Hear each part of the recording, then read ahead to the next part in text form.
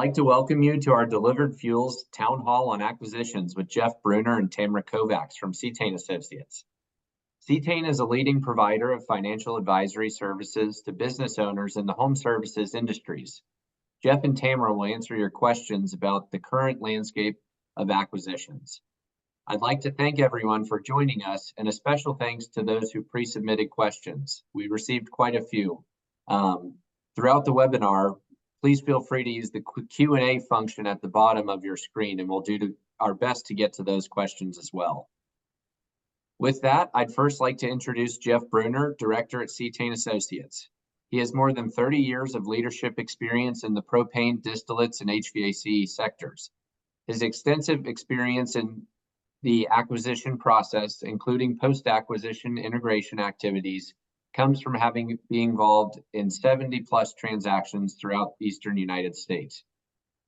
I'd also like to introduce Tamera Kovacs, Director at CETANE Associates. Tamera has been in the retail propane/delivered fuels industry since 1998, with much of that time performing M&A advisory, business consultant, transition planning, and business valuation services. Tamera is a regular speaker at industry trade shows, and she's published as an author for business trade magazines as well. We've received a lot of questions on various political challenges that are being presented to our industry. We will answer how we see these have impacted activity and valuation throughout the presentation, but our expertise is not in this arena, and we strongly encourage you to reach out to your state and national associations on these matters. CETANE will continue our support for these associations throughout the industry. All right, so Tamera and Jeff, let's jump right into the first question. How has overall acquisitions landscape changed in the last 12 to 18 months, specifically related to EBITDA valuations? I can go ahead and jump in on that one to start with. I think, Barrett, we've really not seen a lot of change in the last 12 to 18 months, and probably even going back the last couple of years. There's still a lot of buyer interest. We're still seeing multiples remaining strong, especially, for really well-run companies. And like I said, I don't think we've seen a lot of change to that, and I don't think we're going to see really too much change, going, at least not in the immediate future either. Any other additions there, Jeff? Not really. I mean, it really is a relatively short answer, but that's really the landscape. Yeah, you would think it's a good question and one we get often, and there are certainly reasons why people ask us that, because there's a lot of things going on out there. But it's as Tamera said, it remains strong and pretty much unimpacted. I think a couple things we could add to that we really don't know what's going to happen. We know that there's going to be, the bonus depreciation is going to be stepping down, or at least that's what we, are currently seeing the trend for, and if there's anything that's going to change with the treatment of capital gains, that could affect things in the future. But I don't know, we don't have that crystal ball to be able to tell exactly, what's going to happen. Yeah. All right, so this next question really tangents pretty well with that one. It's just valuation methodologies of buyers and sellers, and multiples transacted, and seller transition issues. So a few kind of different topics to touch on with that question. Sure, I'll start, and Jeff, I'll let you certainly jump in. Sure. But valuation methodologies, companies in the fuels industry are traditionally valued on a multiple of EBITDA, and that's earnings before interest, taxes, depreciation, and amortization. And we really are talking about that adjusted EBITDA. And I kind of want to talk about EBITDA for a minute. So when we talk about EBITDA, there's really three EBITDAs that you can look at.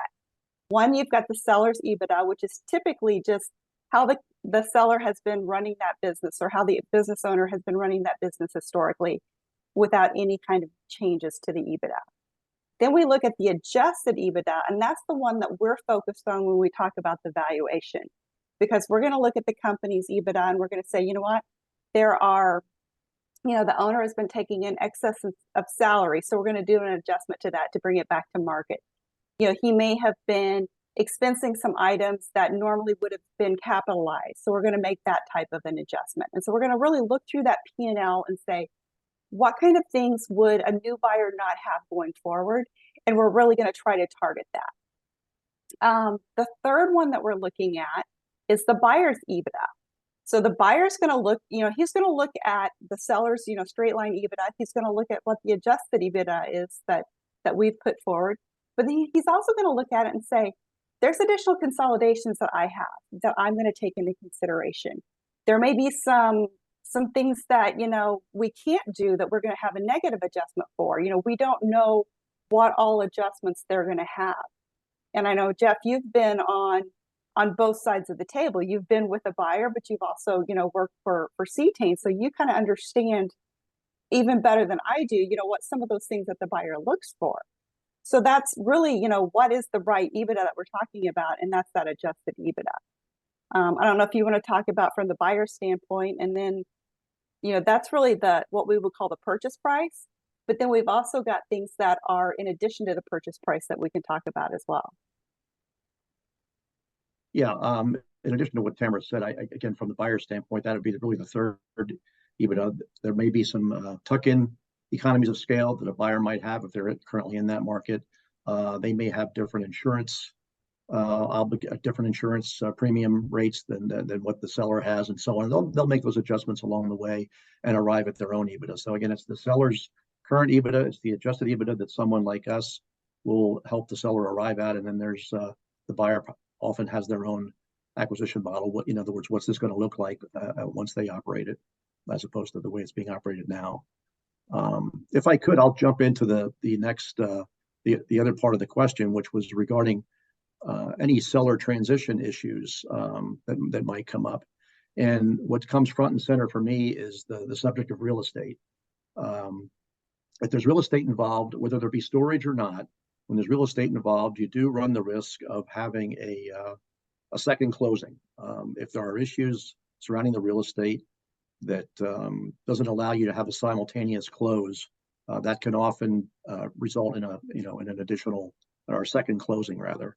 We'll talk later about ways to avoid that, but I would give you a hint now that have an appraisal, have a current survey. Don't let those kind of things get in the way, because it's not always environmental. You might think, as I said in the beginning, when I talk about real estate, it doesn't matter if you have storage or not, because that's not the only thing that can get in the way. But usually real estate is what can be a transition hurdle, if I could use that word.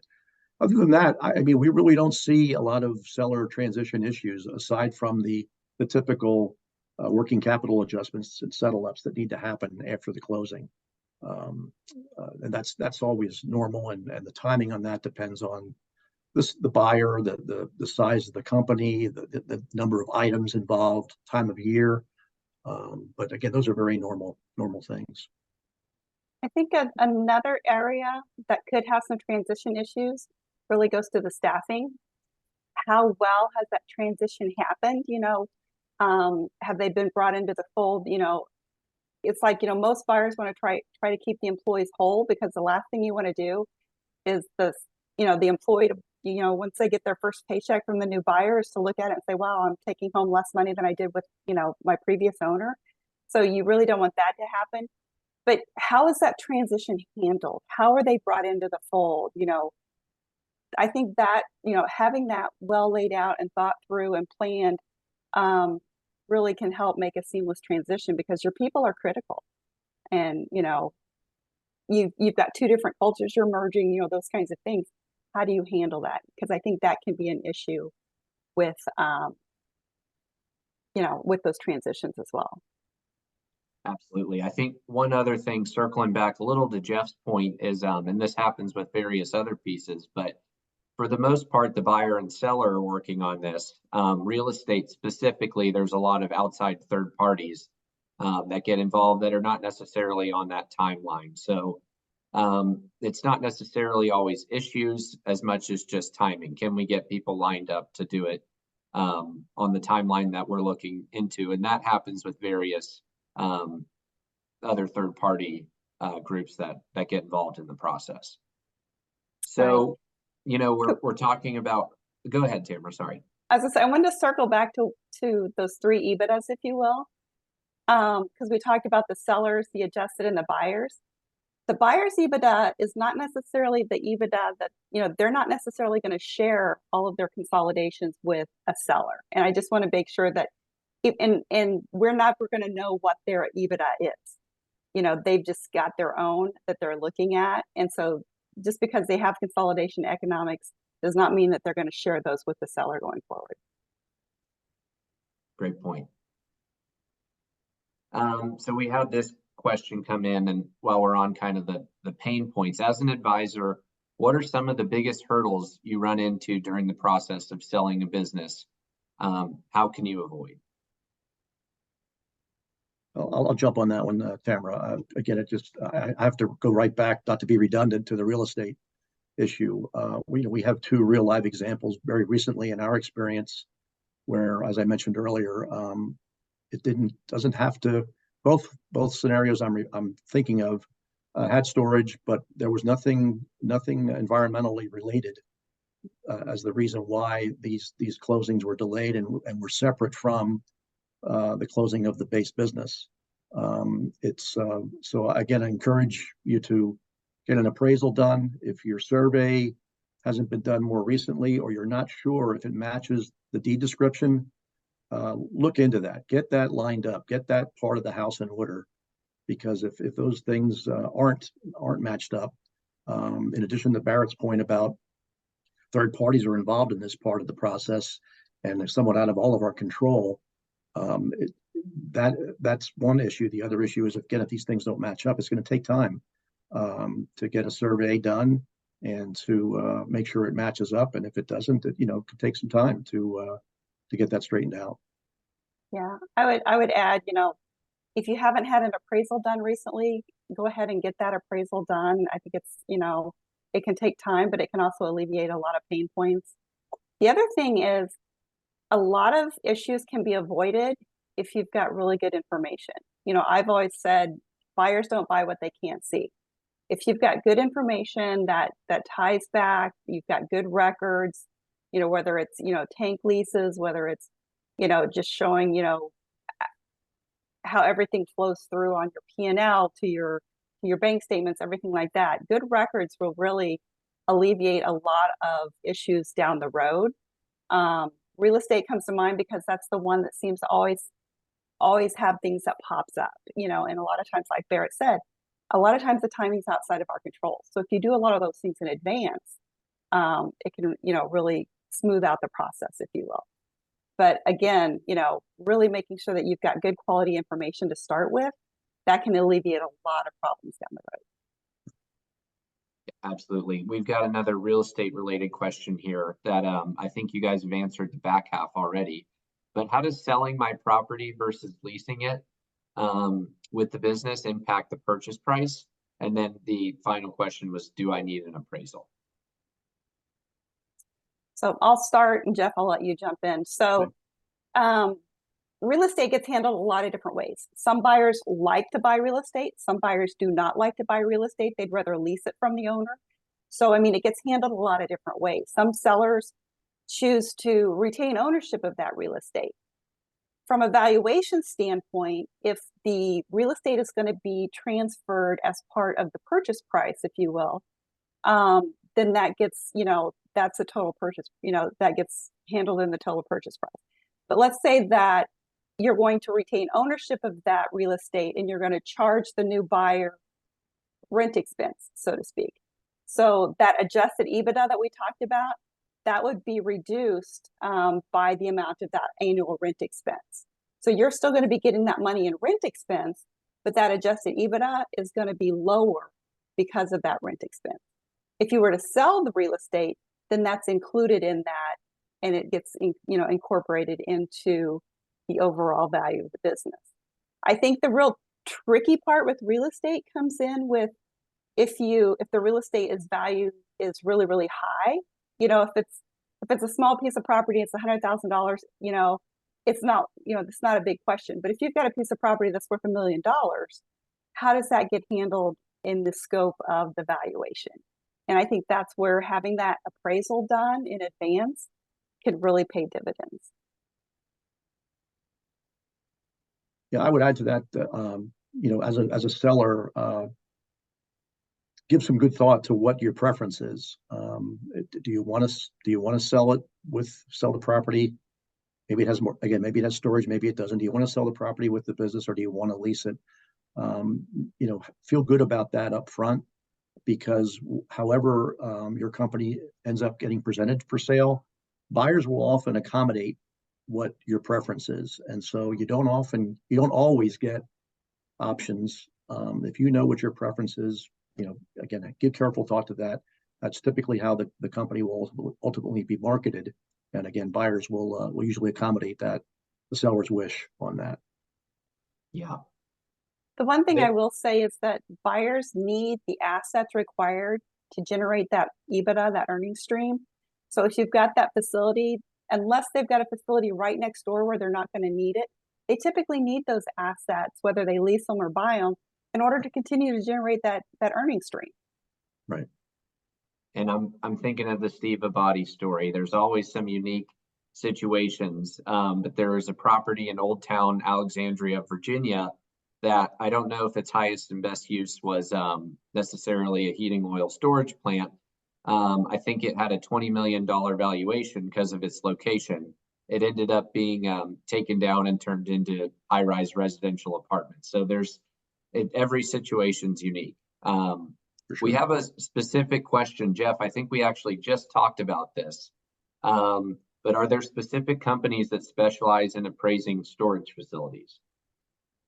Yes, there are. And I can share that with anyone. We don't know all of them, but that's a great point. Good. I'm glad you brought that up, but I thought about it earlier and thought, well, that's going to state the obvious. But yeah, when you get an appraisal done, obviously it shouldn't be just a generic or a general commercial property appraiser, but someone that understands the value of tank farms, of storage facilities, and so on. But yes, we do have access through both buyers and sellers that can do the appraisal that you need for a business or a property in our industry. Great. So I think this is a really interesting question. Is M&A being used to supplement current territories or to expand into new ones? How far is too far to expand geographically? Wow. You want me to take that? Start with that, Tamara? Sure, I'll jump in after. Okay. I mean, that's a big question, and I'd say, the easy answer is it's all the above. I mean, their acquisitions are happening for all those reasons that the question referred to, whether it be to expand territories, to gain customer density in an area that you're already in. And how far is too far? It really depends on what's your mission? What are your goals? What's the demographics in the area that you're looking at that might seem too far? What's your ability to have storage if it's not next door to your current market area? Or does the company already have storage, or do you have the ability to put storage in there? Will the zoning allow you to do that? So on and so on. What does your staffing look like? Do you have the type of staffing, the quality of staffing, the number of staff to take on something that's maybe remote from where you are currently? So all those things go into consideration, and every company's got different goals and different ambitions. I don't think there's any one single reason that we see companies making acquisitions. It's all the above. No, I think, Jeff, you've brought up a lot of really good points. And I mean, we've seen companies that will only buy in their contiguous area. If it's a bolt-on, then that's what we're going to look to do. We've also seen companies that have done the opposite. If it's a good market area, we'll go there. And I think a lot of it depends on, I think you mentioned this earlier, the staffing. What's the quality of the company, the staff that you've got at that company that you're looking to maybe step out into a new marketplace, if you will? How has that owner currently been managing those employees? Are they very hands-on ownership, or is it somebody who's given the employees a lot of autonomy? Because I think if COVID didn't teach us anything else, it taught us that you can do a lot of communication and you can do a lot of stuff via, jumping on a call, talking through things. I think it also depends on what kind of systems and records they have. Is it something that you can get the information you need to and you show up once a month, every 2 months, something like that. Initially you'd probably want to be a lot more hands-on, but I think it really depends on what your goals and strategies are, what the company is, what those capabilities are, how comfortable you feel like you could manage it from a distance. I think, all of those things really should be factored into your decision making. Yeah, I think you hit the nail on the head there with it's really take a look at the selling company, and you can go as far as you'd like, kind of, in my opinion. With today's technology and everything we have in place, you can really do a lot from afar. You obviously need that core team in place for the day-to-day operations, but we've seen many successful situations where there's satellite plants far away. And then we've even seen individuals, I think you hit it, Tamara, with COVID, but individuals that can do dispatching for an oil company in Massachusetts from Florida. And we've seen that be successful and not mess up operations at all. So it's apt, you hit the nail on the head. I really liked this question because I think this can come up for a lot of buyers, but what's a key indicator that an acquisition should be executed as a tuck-in versus a standalone? Jeff, I'll let you start with that one. Okay. You've done a lot of integrations. Yeah, I mean, the easy answer is, if a company is already in that market and can, gain some economies of scale and it'll be a tuck-in for them most likely. Though again, I come back to staffing pretty quickly here in this answer too, in that it depends on what's the staffing look like that's coming with the acquisition, or do you have someone in-house already that can kind of be the lead dog, if you will, at that satellite office, assuming that's what it becomes. But again, sometimes an office, it depends on the seller and how the seller ran the business, how much overlap is there, what is the amount of overlap. Is there a lot? Is there not a lot? As to whether you end up keeping a standalone location versus a tuck-in. But again, usually most buyers, any overlap that exists at all, it'll be looked at as a tuck-in. It's usually when it's not anywhere remotely close to where you currently are operating is when it becomes a standalone. So kind of some obvious statements there, but that's really the raw basis for how that's decided. Tamara? Anything? No, I think I agree with you, all the points that you made there, Jeff. So this is another live question that I think pairs in well actually with another one, but the first one live was I'm 2 years away. What should I do now to prepare to make things go well? And the question we had submitted earlier is, please let us know what owners can do to increase value to a potential buyer years down the road and how that pays dividends. So I think those kind of play off each other pretty well. Great questions. Go ahead, Tamara. Yeah. So I think one of the things, if you're 2 years away, you know what? I might consider getting a valuation done right now. And the reason is that's going to give you an idea of, what are you doing now? What is your, what does it look like? What kind of adjustments would be made right now? What's your baseline, if you will? And is there anything that whoever does that valuation for you, is there anything that they see that you need to be tackling right now in the next, so that in 2 years when you get ready to put it on the market, you've had time to do it. When you're ready to put it on the market, it's too late to go back and get those signed tank leases. It's too late to do a lot of the things, or you can do them, but you're putting yourself under a lot of pressure.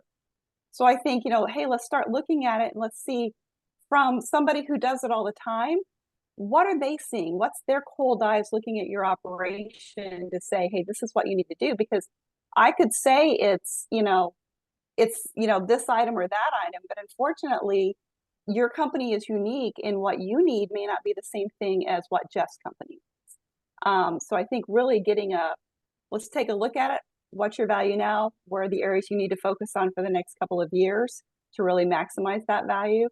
I think that's the best place to start. There's clearly some things that we could say, because one of the things that when we were talking about, the valuation and stuff, is there's two parts of it. Part one is the EBITDA, adjusted EBITDA. Part two is what's the multiple. So the EBITDA, you have a lot more control over. I mean, you have control over the multiple, but that EBITDA, you have a lot of control over. So what are those trends doing? Are they continuing to increase, or have you seen a lot of volatility in them? What's been going on? And then what are the factors on those multiples that you need to, a lot of things, and we haven't talked about that, which I'm sure that's going to come in a question here coming up, is, what impacts those multiples, and what are the things that we see? Jeff? Yeah, Barrett, can you read the question again? Yep. So is the tangent of 2 years out, but then also, please let us know what owners can do to increase value to the potential buyer years down the road, and how that pays dividends in the future. Yeah. Okay. Yeah. In addition to what Tamara was saying, she was spending time in the valuation and the financial performance, really, of the business. There's other, and she touched on tank lease agreements, which triggered this next comment. There's a lot of non-financial ingredients to a company that add value as well. It may not be obvious, but it's the difference between, let's just pick a random number. It may be the difference between 5 times or 5.25 times. If you have good-looking assets, the properties look good, the trucks are a better than average age. You're from a safety and compliance perspective. Again, no monetary value necessarily assigned to that, but if you have signed tank lease agreements, signed gas checks, you do an annual duty to warn mailing, all those things show well, and they will absolutely add value. It just speaks to the culture and the dedication to those things being done right. Yeah, I think. Oh, go ahead. Well, I was just going to say, one of my favorite Jeff articles is the "Get Your House in Order," and I think that's really what we're saying here is there's a lot of things in the future that you can do to get everything in order for 2 years, 3 years, 10 years down the line, whenever that happens to be. Right. Yeah. I would add to that, are you properly staffed? And then if you're an owner that is heavily involved in the business, can you start giving some of those responsibilities, or maybe you don't give them completely away, but start training other individuals in your organization that if you were to take yourself out of the organization, they could still handle those responsibilities. And I think it's getting your team in a position to continue on without you being there, especially if you're wanting to not work for somebody else going forward. I think so. Making sure you're properly staffed, having a good, strong team in place, good quality assets you mentioned. I'll circle back to safety. And I think this is an important one, because I said earlier, buyers don't buy what they can't see. So let's talk about gas checks. We're talking, propane here. Let's talk about gas checks. You can say, I do gas checks every time I do this, this, and this. But do you have them recorded, documented, and saved in the file? Because again, if they're not saved in the file, and think about it from an insurance standpoint, if there's an accident, what's the insurance company, the first thing they're going to do? They're going to go pull that customer's file, and they're going to say, was there a gas check in there? What's the last time that you've had a safety inspection? Those kinds of things. So if the documentation is not in there, from the insurance perspective, it's, again, if it's not there, it didn't happen. So again, it's make sure everything's, documented. Make sure you've got the information is readily available. It's good. It's up to date. Truck inspections, all those kinds of things. Make sure that you're staying up on those things. It's not like Jeff said, it's not a number that, that's necessarily going to, tie to the EBITDA, but it could really hurt the multiple. It could also be a reason why a buyer might choose not to even go through with the transaction. Yeah, great. So again, we've got some good live questions that are working well with the proposed questions earlier, but is private equity playing a bigger role in these acquisitions versus a marketer trying to add to their base? And then do you ever recommend sellers to sell to an investment company? I get solicited heavily from them. So I would say yes and yes. I mean, I think you definitely want to look at anyone who has an interest in looking at your business, you at least want to entertain that. One of the things I would say, with private equity is there's a lot of companies out there that are very well known that have been around for years and years that have private equity backing. You just probably don't realize that because what you're seeing is the entire management team that's running the business. So you don't even realize that there's private equity back there. So there's not a buyer I don't think I would not consider. I'd want to learn more about them. I'd want to understand, one, where is their financing coming from? Do they have the money? What's their ability to run my business well once I sell to them, right? Because they're buying your legacy. That's one of the things that you think about. When we do our buyer meetings, a lot of times, it's that fit and feel. Who's that right fit and feel for you and the company that you've spent your lifetime with, transitioning, over to them, and how are they going to handle it going forward? Yeah, I just add that I think in the last 5 years, we've seen a lot more interest. I think COVID was a big push to see a lot more interest in the industry. In the last 12 to 18 months, we've seen a real strong impact or pickup of interest actually from private equity companies looking to get into the industry. I think specifically propane and the HVAC departments are what they're extremely interested in. The one kind of caveat I'd say is there are platform portfolio companies that are in place. For these private equity groups to initially get in, you do have to be at a certain size of most of the time EBITDA. Now we've seen that changing, and we've seen other groups that come in even as low as $1 million of EBITDA. But typically the more traditional private equity groups that you see start around 5 million of EBITDA and go up from there. So they need an initial platform company to be their portfolio company in the industry if they're not in. Once they're in, they're very active and want to do acquisitions to spur their growth. So that's a great question. Well, I did want to just point out we're a little over 30 minutes here, and we said it was a 30-minute town hall. So if you need to run, please feel free to run.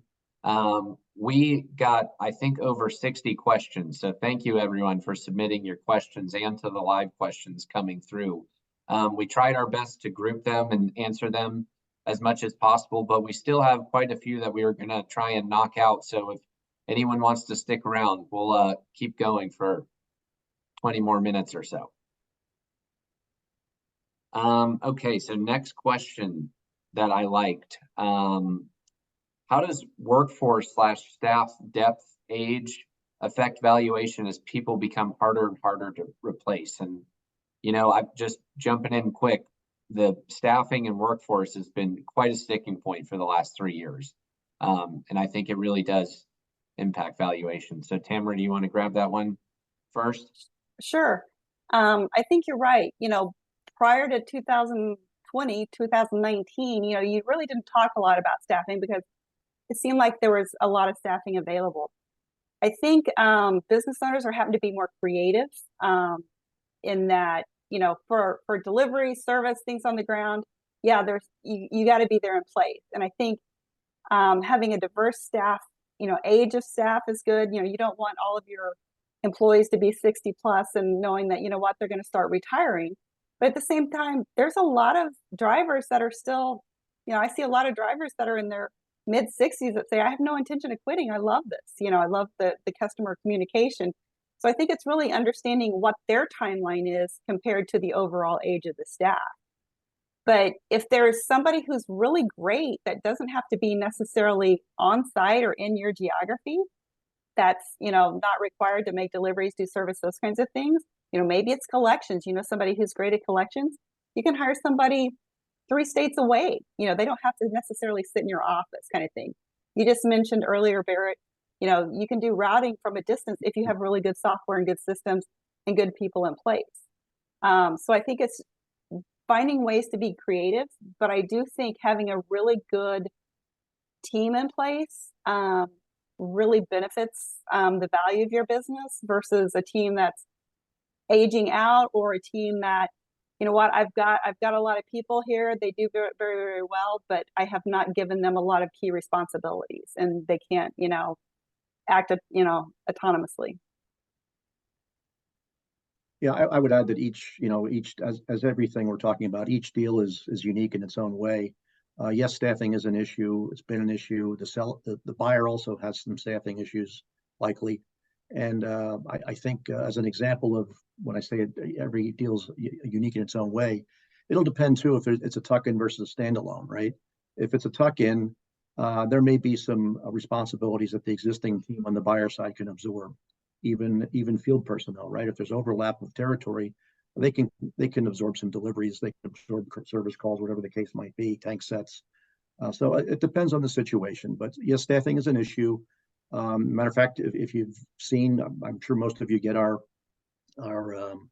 emails when we launch a company, when we put a new company on the market, and our executive summary that goes along with that launch, a business profile, if you will. One of those bullet points now is whether or not this company is fully staffed. That's how important it's become. But to end on a more positive note, as much as it's a concern, I don't think I've ever seen someone walk away from pursuing a transaction because of staffing issues. Now, when I say that, we've never had a seller with significant staffing issues. You know, short one here, short one there is what we typically see and what buyers kind of expect to see. But as long as the staffing shortage is not significant, again, I never saw you know, buyers walk away from pursuing an acquisition. I would add to that, Jeff, that we've worked with companies that have a very young staff, and again, a lot of these companies, it's also how they run their businesses. You know, people come to them because they want to work for that company, because they're seeing what they're doing in the community. They're seeing, you know, the energy. They've got their own employees are out there looking for people they want to work with as well, that they will bring in. There's a lot of companies that have training facilities where they, whether it's for service technicians or whatever, start, you know, finding those individuals that would be a good fit and actually do the in-house training with them to get them certified. Right. So there's a lot of different ways to work that. But I think one key thing is be an employer of choice. You know, be that employer that people want to come to you to work for. And I know that's easier said than done, but it's surprising when you're talking to different business owners that they're saying, you know, we don't have a problem with staffing, because if anything, we get too many good, you know, candidates that we have to choose from. Or we've just had somebody reach out to us that they're just moving back in the area and they've said, hey, do you have a position? We'd love to work for you. So, you know, I think making sure that you're known in your community, being a good employer, I think that really goes a long way. Absolutely. And, you know, there's a lot of intangible items that you need to value these businesses. Tamara, I know we talk about there's the science of valuation, but there's also the art of valuation. And I think this is one of those points that really ties into that piece. I really like this next question to kind of tie all this together, but what's more important when assessing an acquisition, margin or company culture? Both, right? No, but in all seriousness, I mean, I think you look at the trends of the margin, what's been going on, you know, are they steady? Have they shot up? Is it sustainable going forward? What's behind that? But I really think it comes down to culture, because you can't run that business without the people. Or can you continue to generate this earning stream that's been there historically if you have if your culture as a buyer and the seller's culture are so different and it's going to clash? You know, I think culture is absolutely critical, because, you know, the saying is, you know, one bad apple can, you know, ruin a barrel. You know, I mean, there's a lot of truth to that. So I think, you know, understanding, you know, the cultures, and typically if they're pretty similar, you're probably not going to have an issue. You may have a one-off or two-off, but hopefully you've got somebody with the company that is selling that can really, help that transition with the buyers work even better. But if you're polar opposite, you want to take that into consideration. Yeah. I mean, there are some specific things that we can look at that are real, right? We can look at margin and we can see what the trends are doing. We can look at tank control, and are there 1,000 tanks and you own 800 of them? You own 80%. Exactly. That's great. Company culture, I think you hit on this, Tamara, but having those people, being a place that people want to work for, I think tends to drive all those other things that turn into tangible items to increase. You might get a few 50,000 more gallons delivered a year from a driver that wants to be there and do extra time. You might have a service tech that's, cross-selling when he goes, and he's really good at that and knows, hey, we can actually do this for you as well. And I think as you build that company culture, everything really compounds on each other, and it does drive those more tangible things that we can see. But it's also the kind of intangible piece that we can't put a necessary value on it. We can't put a number to these things, but I think overall you're spot on. Both are what you focus on. Yeah, and I mean, the thing is, all buyers have different cultures, right? All sellers have different cultures. So what might work really well in one combination would not work well in another combination. And I think that's why really understanding both sides, understanding each other, because you're right, that's not a hard, fast number, that's that art, that's that feel that unfortunately comes with years of experience. It's not something that, you can do a mathematical calculation on.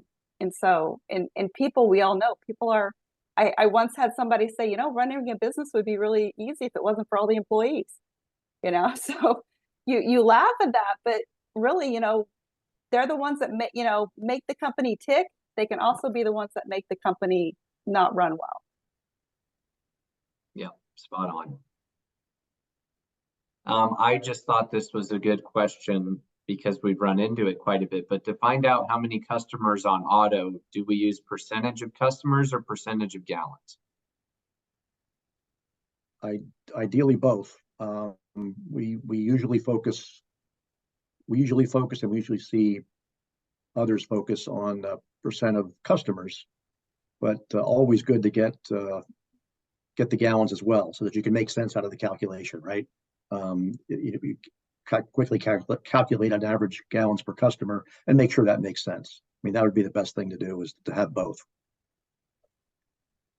Great.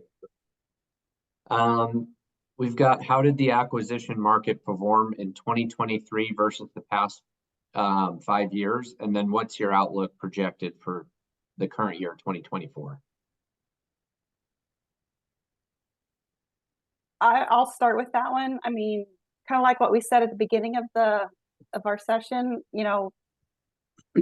acquisitions have been strong, multiples have been strong, even going back the last 4 or 5 years. If anything, I think the last couple of years they might have gotten even stronger, just like you said, because we've seen a lot more interest in, investment capital that coming into play here. But I think we're going to continue to see strong multiples and strong business values.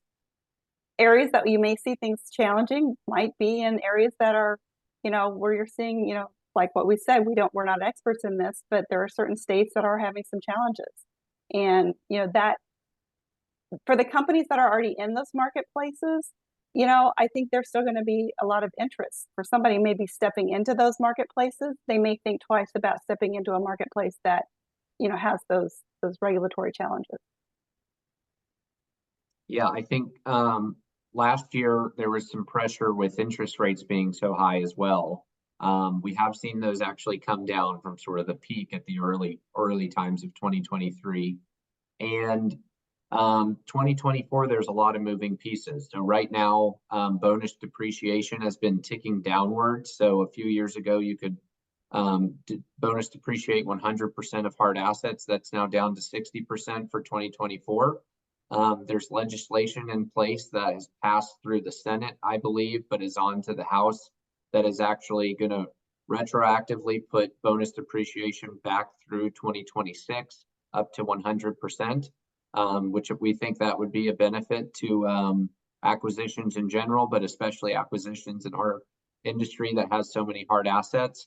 And then we saw it the other night in Biden's State of the Union that there's potentially some pressure for capital gains to come back if he's reelected next year.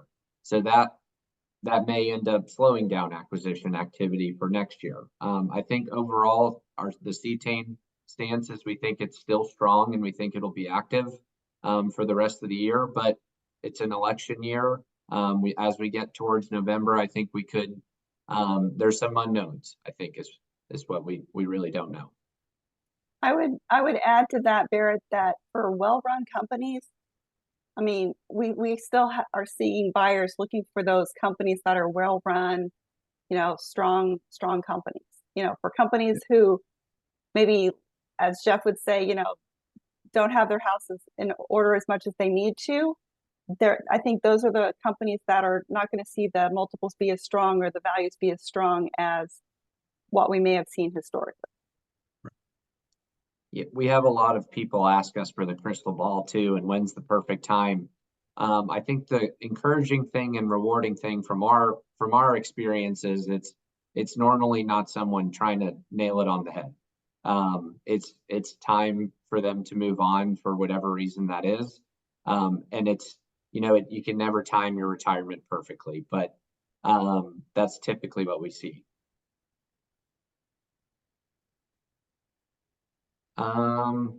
Let's see, one more. This one's kind of a fun one, and I'm interested to hear what your answers are on this. But what's the most important thing for a seller to have before a sale?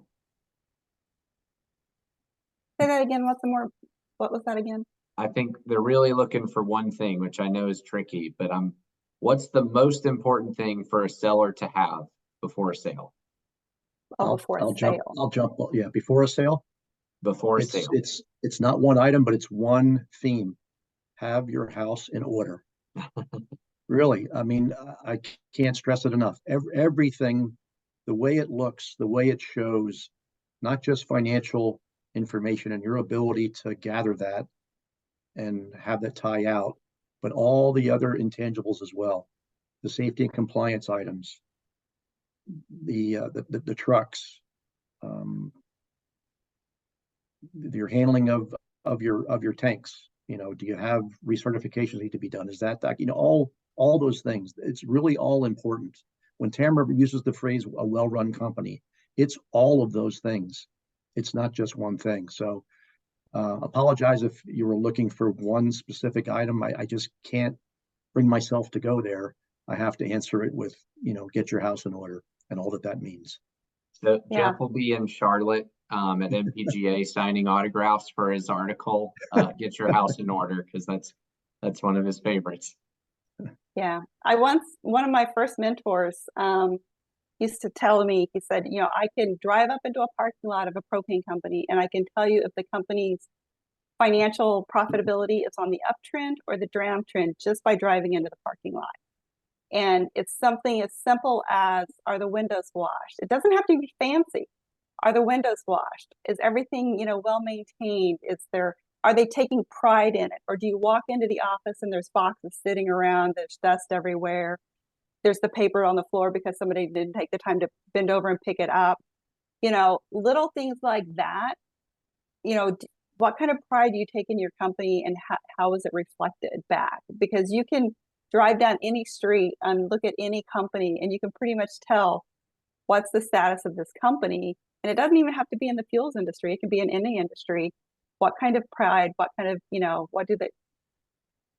what are they putting into it to get back out of it? And it's that house in order. What are you doing well? And making sure that it reflects that. Yeah. All right. Well, I think we've answered a majority of the questions we got with some tangent or another. Once again, thank you everyone for joining us. We really enjoy these town hall type webinars. I think the best things for us to talk about is what's on your mind. So we extremely appreciate all the questions that were submitted. We look forward to seeing you around. If there's any further questions, all of our contact info is on our website at cetane.com. We will be at the various trade shows throughout the next couple months as those are coming up. So don't hesitate to look out for someone at Cetane, and anyone else on the team. If you have any other questions, they're always available as well. So thank you so much, and we look forward to seeing you all. Bye. Thank you. Bye.